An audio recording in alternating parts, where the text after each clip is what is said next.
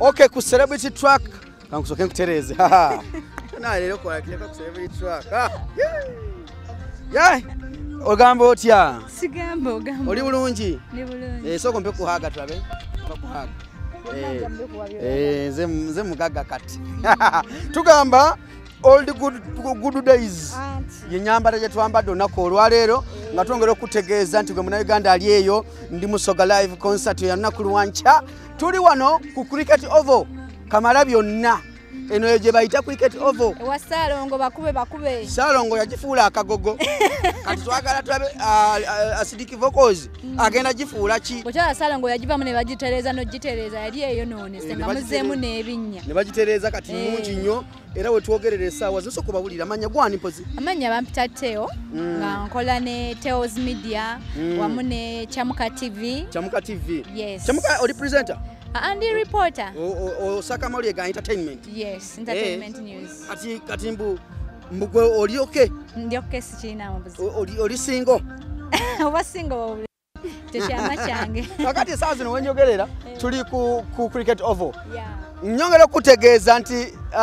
Fenoni yesinga sound n'amataala. Ekintu kyonna ekirimu Fenoni. Ebyo bye muwulira ne beeyogeza ebyo. Ekintu kyonna ekirimu Fenoni. Omuntu atagulanga akoyadde wuufu ogamba otya ate emizira tegyogera. Abo basiru tebalina kye batugamba. Fenoni events bashikutemo nako olwaleero era nteekateeka ya stage nnungi nnyo okulabika nti kitambuza bulungi nnyo. Bw'olaba stage no stage ngenda beera okutundubali waggulu. Style ya bazungu. Eyagala faananamu eya Spice. Bagenda giteekako screens. Nga ze ziriko bweziti. Anti era Fenoni naawe ogimanyi. Ebintu byayo bibeera maanyi. Fenoni bw'akwata mu kintu kiba kiralamu. Ate gwe labayo kirimu Fenoni era kirimu ne Abitex. Kirimu Abitex. Abantu abiri bebesinkana. Kofiira naye mwali. Ate omuyimbi oli omusogo oli omuyimbi ayimba zile ennyimba eza love. Najja n'akimaliriza. Okugambya Acidic Vocals nnaku Lwanca era gwe muna Uganda ali yatulaba yonna gy'osinza. Musoga ina gy'oli sinzira okutubona buti ku celebrity track aya nkuko bantu lunaku Lwanca oyidde tugemagane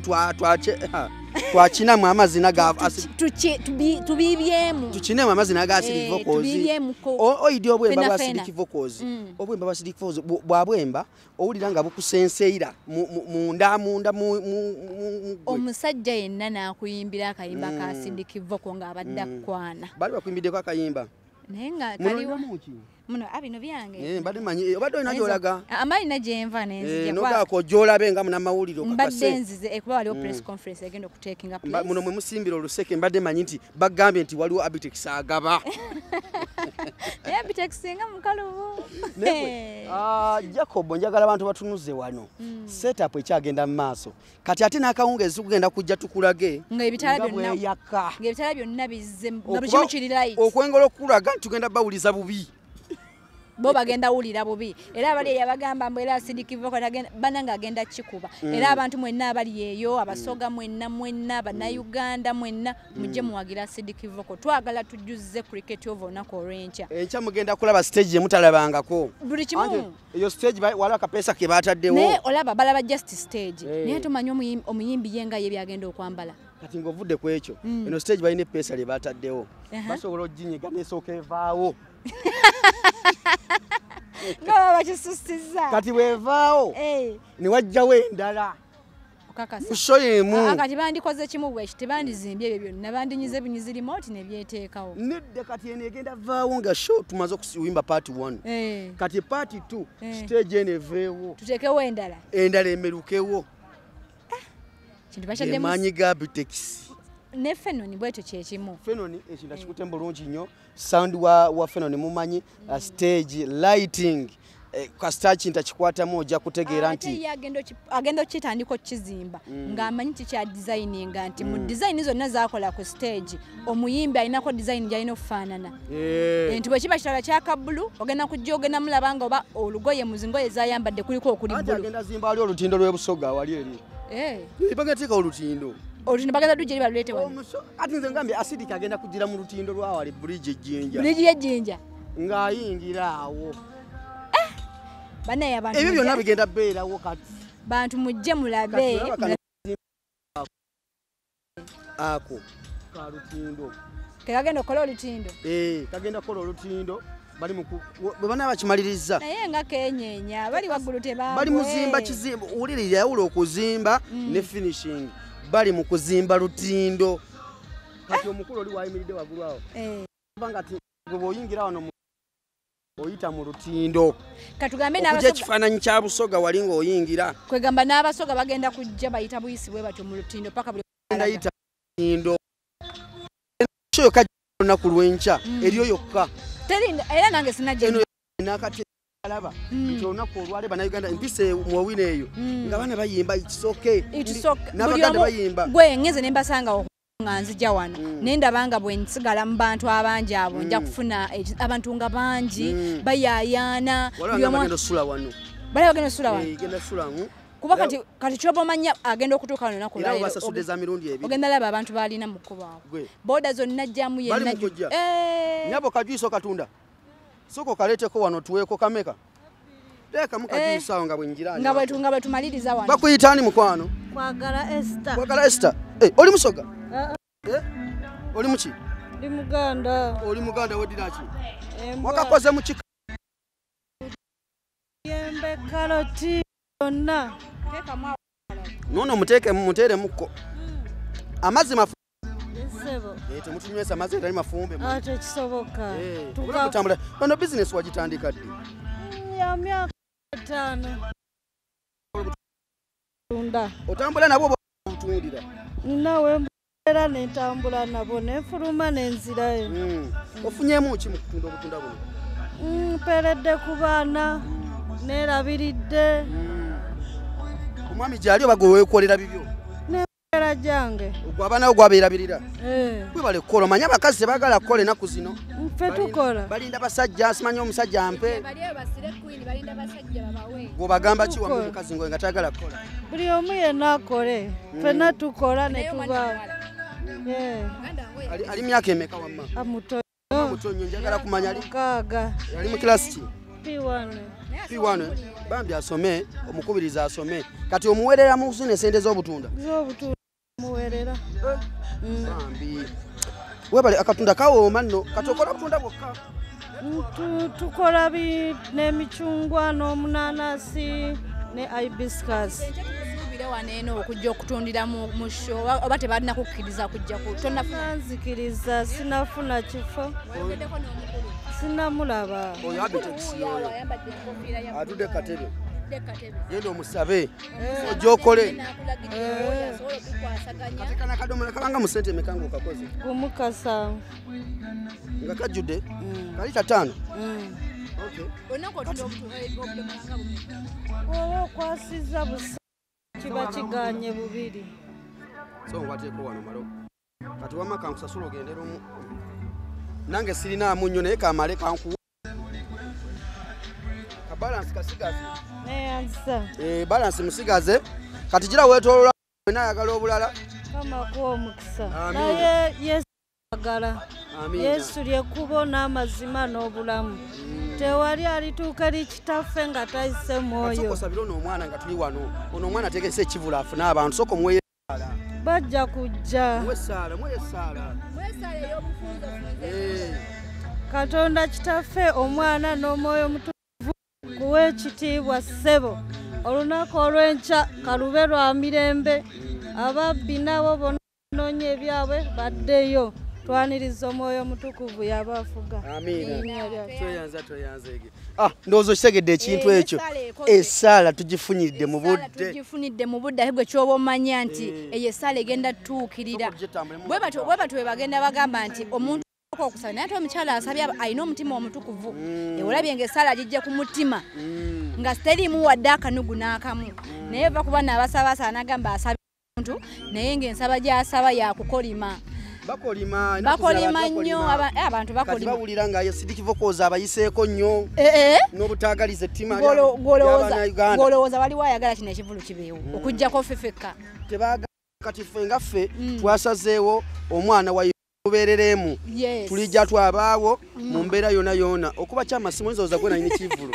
ate abantu abanene nzooza alina nnyo ekivulu ate olowooza alinamu yadde so alinamu yadde ekikumi ate ke mufunyewo bujaketi ne babawa ne bugundi obwereere bujuyisi ekikulu abadde ku program eno balabye nga tukula mwasasudde ate ekikulu weetala nnyo nzooza gwe nanyini wano owaye ndi mukwogera waneeno ne muganda wange mugamba naye nga mwebale kunyuma bannaaye abantu mbagambe ku old good days omanyi abantu beerabira nnyo eno brandi ya mwana munnauganda nnyo nti oli wamaanyi okwogera ngaessimu eri kutu tolinaamu sente niko kankuddire kati tolinaamu sente naawe okimanyi muli sente nina ziriwa mwoyo mutwalo nkutye ate muwago waki mwoyo mutwalo nkutye omuyise masikini nti nedda si bamasikini baba bokka ssebo wali nga bakufuwa nozikwata omutwalo banfuwawa bakuwa sente sebo federation yawa eya eri kenzo ne nyamutoolo kenzo ine federation alenga neri twakulabayo Ewa. kamera zaffe zakwa nedda yogerako obugambo bubiri tugende towesiba ku tv yaffe ku kivulu kya sidikivoko ne bambi mujje muwagire omwana omusogo ono abantu mwena bababa bamaama basenga mwena mwide tugolole erugogo waneeno tujuze ekivulu kineno tugambe ekisinga mu byonna baba ise bantu kyabazinga yakoniemu ekintu yamaze okubanga atukkiriza n'agamba mbakkiriza mugende erugogo kati gwe naweeno omusoga aliyo simanyi nsonga egenda kugemera kujja lugogo mujje lugogo tujuze tuwagire acidic vocals kubanga mwana ali hambo ayimba bulungi ye muyimbi yekka wano e Uganda ayina ennyimba nnya nga abayimbi abafani tebamukkiriza ziyimba ngamba ayina ennyimba nnya nga bafani tebamukkiriza ziyimba be bamuyimbira mufa kyokuyimba yes ennyimba zabawa naye nga mubeere bulungi temwerabira kugenda ku website yange www.groundmediaug sembeza omuzindalo tokuba nkukola kalulye bwewadde gusembera a website bagiyita www.groundmediaug.com mubeere bulungi esimu ngeri mwenja esimu erabika bagimuwa ku lumbe lwa jjajjaawe so bannange ekiriwo kikulu naawe ekigambo tema kingi kati olumbe lwa jjajjaawe lugiddewa kakati ekiriwo tuli wano eno stage bannange stage eno jangu dda side eno omusana guva eno tujangu tudde yeno ye stage bannange bali mu yetuliko stage yeno yetulikoba muna atuwona essaawa dino abaana baffe eno ne balikola emirimu bagigemaganya buti ate bano abaana bakola bulungi balina teamwork ate ne Steve musajja mulungi nnyo Steve era Steve essaawa lina ngenda kujja nkusimba oluseke my uncle yes my uncle Steve Jean the number one Fenon is the number one ina sound Steve mufumbo tomanyira sebo oli jjajjaawo lya kumanyira jjajja ne bajjajja tejira bajjajja tolowooza enaku zino ate obwana bw'enaku zino mwagala okulya abasajja abakulu naye ng'ensonga bwetyo bweri bannange eno ye stage oluva okwaya ewagenda beerayo sawundi omulala eri bano bannamawulire baffe etubeereyo waggulu mugenda kulinnya eyo waggulu batukoledde vip nagambye Steve G ne Fenon balina sawundi esinga gwagamba nti si yesinga togulangako yadde wufa ya headsets wadde n'akaleediyo toyina yadde akabavumenzi balina buno obusimu bw'amapeesa ate nako kateekako kawuliza tekakukutu naye nga byebyo tusooke tutambule mpolampola njala kuyikiriza wano Abitex sooka jo tutambule wano mpolampola naye jangu eno Jacob jangu eno naye nga ye ndooze mugirabye bannange stage maanyi ate bakyapanga bupanzi gwe ate ebyo bikyalina mbibox tebinnavaamu kati we binaavaamu olowooza wano bagenda labika batya naye nga twayawudde dda ordinary ku VIP gwe kwata kyebiri kyokka nekisookerwako kwata emitwalo ebiri gyokka ojolabe acidic onyumirwe nga security eri tight nga buli kimu kiri maanyi lwidde okuba nga olutalo lunaku lwamaani ino ate nkyaba tufuule public holiday tugenda kuwumula mu lunaku lwanca holiday tujje tuwagire mujje lwakutaano lwanca lwero bulijjo tetubagamba ennaku z'omwezi kati lwanca ati yenda muntu nga likwebuzaabuza abeebuzaabuza tebalina kye batugamba balina buli kujja buzo babaagala omutegesi ya Abitex anko osiibye otya kyakikoya zenakoye dda eno ye konsati esinga ebintu ebyange byenkola Abitex Promotions olwolumu neewaanako naye siri muntu wamwe okwewaana promoto omutuufu bamulabiramu ebyo byemulowooza nti tebisoboka aba bategeka ebintu olidde ebiri waggulu oyo abeera organizer naye okuteekawo ekintu n'okitunda abantu ne bakyagala oyo abeera promoter omutuufu ffe mu art tetuli mu lwansobi twagala kyetukola ensonga lwaki tetukwata ku banene bokka betutambuza naye olunaku lw'enkya zijja kubeera nga 3 likodi egenda kubeera wano nga mwana Musoga eri okuva eri mu east agenda giteekawo enteekateeka zonna ziwedde olunaku olw'enkya era tubalinze ne mwebale nnyo pushinga mwenna bloggers ba tiktok mukoze omulimu omwana mumubeereddemu amaanyi si gange amaanyi gammwe abawagizi ba acidic vocals Kakaire kubanga osobola okuteekayo ekintu abantu ne bagana okipushinga naye aba Facebook bloggers aba tiktok aba TV ne radios ez'enjawulo mwebale kino ekintu mukikoze naddala abasoga n'emikwano gy'abasoga n'abawasa mu Busoga n'abazima mu Busoga n'abakulira mu Busoga kino ekintu mukiwadde amaanyi mwebale nnyo emitwalo 2 atalina emitwalo 2 twegayidde tojjaawo wano emitwalo 5 VIP table tusigazawo table nga 5 table millions 2 abantu 5 oba 6 ninga olunaku lwankya ndi Musoga concert concert egenda kubeera enteekateeka nnungi nnyo agenda kuyimbira ku stage ezimu kusinga okubeereza ebbeeyi